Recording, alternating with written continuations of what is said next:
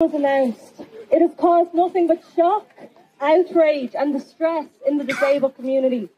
I don't know about you, but I haven't been able to enter one discussion space around it which has not left disabled people in tears. It's hard for us to believe that after all this time, despite the never-ending, persistent voice of disabled people and our DPO organisations, despite the government's claim to uphold the UNCRPD and the culmination of the struggle for human rights of the disability movement therein, despite everything we've been fighting for decades, an abomination such as this Green Paper has come to exist.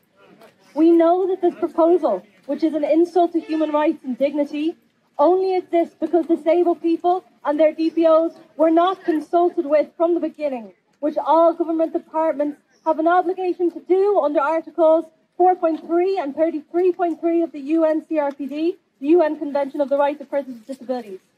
We are tired of being undermined. I say to Heather Humphreys and the Department of Social Protection, we disabled people know much more than you think.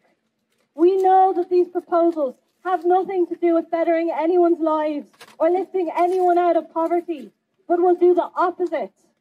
We know that the proposals exist solely to get more disabled people off disability allowance, which should be a universal support guaranteed to all disabled people to cover the extra cost of disability up to €12,000 a year, and should be given to all disabled people regardless of their ability to compete in a workforce and a world not designed for us, which does not see or understand our needs.